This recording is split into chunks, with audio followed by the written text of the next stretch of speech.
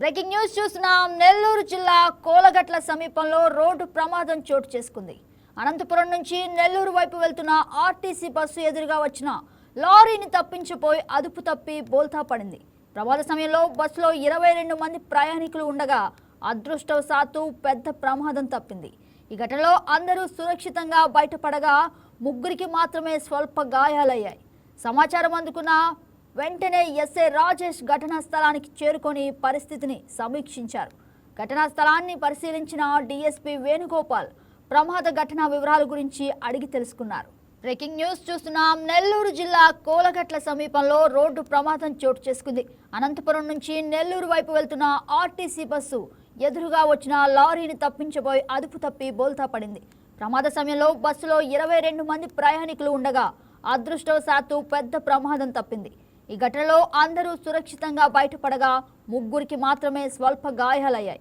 సమాచారం అందుకున్న వెంటనే ఎస్ఐ రాజేష్ ఘటనా స్థలానికి చేరుకుని పరిస్థితిని సమీక్షించారు. సంఘటనా స్థలాన్ని పరిశీలించిన డీఎస్పీ వేణుగోపాల్ ప్రమాద ఘటన వివరాల గురించి అడిగి తెలుసుకున్నారు. ఇదే అంశానికి సంబంధించి మరింత సమాచారం మా స్పెషల్ కరెస్పాండెంట్ తేజ లైవ్ లో అందిస్తారు. తేజ, చెప్పండి, అసలు ప్రమాదం ఏ విధంగా చోటు చేసుకుంది? Thank you Gagan. ఏదైతే కూడా ఇటీవల వరుస రోడ్డు ప్రమాద ఘటనలో ఇటు ప్రయాణికుల్లోనూ ప్రజల్లోనూ కూడా భయాందోళన పరిస్థితి నెలకొన్న పరిస్థితి కనిపిస్తా ఉంది. ఏదైతే ఇటీవల మనం చూసినట్టు రాయవరం కావచ్చు, కర్నూలు వరుస ప్రైవేట్ ట్రావెల్ సంబంధిత బస్సు ప్రమాదాలు మరొక ముందే రోడ్డు ప్రమాదాలు ఇటీవల కాలం పెద్ద మొత్తంలో నేపథ్యంలో కూడా రోజులు బయటకు వెళ్లాలంటే ఒకరికొకరు కూడా జాగ్రత్తలు చేసుకున్న పరిస్థితులు కూడా మనం చూసే పరిస్థితి కనిపిస్తుంది. తాజాగా నెల్లూరు జిల్లాలోని ఆత్మకూరు నియోజకవర్గం సంగం మండలంలోని తెల్లవారుజామున కొలగట్ల జాతీయ రహదారికి కూడా ఓ ఆర్టీసీ బస్సు లగ్జరీ బస్సు కూడా విధ్వంసం మనం చూస్తున్నాం. బోల్తా పడిన ఘటనలో కూడా నలుగురికి పెద్ద మొత్తంలో గాయాలయ్యాయి. సుమారు 22 మంది ప్రయాణిస్తున్నటువంటి అనంతపురం నుంచి నెల్లూరుకి ఈ బస్సు వస్తున్నట్టుగా కూడా ఆర్టీసీ సంబంధిత అధికారులతో పాటు డ్రైవర్ కూడా మీడియాకు తెలియజేసిన పరిస్థితి. అయితే సుమారు 4 గంటల ప్రాంతంలో ఇటు సంగం మండలంలోని కొలగట్ల జాతీయ రహదారి వస్తున్న నేపథ్యంలో మరికొద్ది నిమిషాల్లో నెల్లూరుకు చేరుకోవాల్సినటువంటి ఈ లగ్జరీ బస్ ఏదైతే ఉందో ఎదురుగా వస్తున్న లారీని తప్పించబడే క్రమంలో కూడా అదుపు తప్పి రోడ్డు ప్రక్కకి దూసుకోవడంతో కూడా బోల్తా పడినట్లు కూడా అక్కడ సంబంధిత ప్రయాణికులు కావచ్చు, ప్రత్యేకించి స్థానికులు కూడా తెలియజేస్తున్న పరిస్థితి కనిపిస్తా ఉంది. ఒకసారి మనం రిజల్ట్స్ కూడా చూసినట్లయితే కూడా పెద్ద మొత్తంలోనే ఈ ప్రమాదం సంబంధించినట్టు తెలుస్తుంది. అయితే ఎవరు కూడా ఎలాంటి ప్రాణాపాయ స్థితి లేదు. ఎవరు కూడా మృత్యువాత పడిన నేపథ్యంలో కూడా పూర్తి స్థాయిలో ఆర్టీసీ సిబ్బంది కావచ్చు,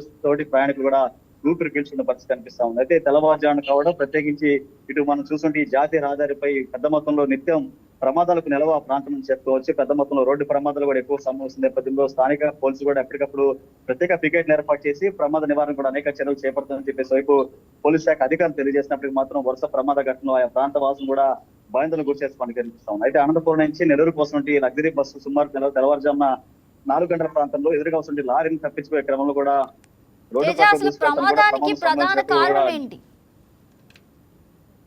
ఒకటి గగన్, ఇది కూడా తెల్లవారుజామున కావడం ప్రత్యేకించి ఆ ప్రాంతంలో పెద్ద మొత్తం లారీలు హైవేకి సంబంధించి కావడంతో కూడా పెద్ద మొత్తంలో బస్సులు కూడా తిరుగుతున్న పరిస్థితి. తెల్లవారుజామున కావడంతో కూడా ఇటు ఎదురుగా వస్తున్న లారీ నిద్రమత్తులో ఉన్నారా లేక ఏదైనా మెదడు సేవించిన అంశాలు కూడా పెద్ద మొత్తంలో పోలీసులు దర్యాప్తు చేస్తున్నారు. అయితే తెల్లవారుజామున కావడంతో కూడా ఇటు ఆర్టీసీ సంబంధిత డ్రైవర్ కూడా ఒకటే చెప్తున్నారు. ఆయన ఎదురుగా వెళ్తున్న నేపథ్యంలో తమకు ఎదురుగా వస్తున్న లారీ ఒక్కసారిగా బస్సు పైకి దూసుకురావడంతో ప్రమాదాన్ని తప్పించిపోయే క్రమంలో కూడా ఆర్టీసీ బస్సును పక్కకి తొలగించే నేపథ్యంలో కూడా ఇటు బస్సులు బోల్తా పడినట్టు చూస్తున్నారు. ఈ యొక్క ఘటనా స్థలానికి పెద్ద మొత్తంలో డీఎస్పీ నేతృత్వంలో కూడా ఆత్మకూరు సిఐ, స్థానిక సంఘం ఎస్ఐ అక్కడ చేరుకొని ఈ యొక్క ప్రమాదం గురించి స్థానిక నుండి కూడా సమాచారం చేపడుతున్న పరిస్థితి కనిపిస్తా ఉంది. ఇటీవల వరుస రోడ్డు ప్రమాదాల ఘటనతో కూడా ఆ ప్రాంతాల పెద్ద మొత్తంలో ప్రమాదం జరుగుతుండే నేపథ్యంలో డ్రైవర్ కావచ్చు, తోటి ప్రయాణికుల యొక్క నుంచి కూడా పూర్తి స్థాయి దర్యాప్తు చేపడుతున్నారు. అయితే పెద్ద మొత్తంలో యొక్క ప్రమాదం సంభవించినప్పటికీ ఎవరు కూడా ఎలాంటి ప్రాణాపాయ స్థితి లేకపోవడం కూడా పోలీసు అధికారులు కూడా ఊపిరి పీల్చుకున్న పరిస్థితి కనిపిస్తా ఉంది. అయితే యొక్క ఎదురుగా వస్తున్న డ్రైవర్ కావచ్చు, ప్రత్యేకించి ఆ బస్సుకు సంబంధించి లారీ సంబంధించిన డ్రైవర్ కూడా అదుపులో తీసుకున్నారు.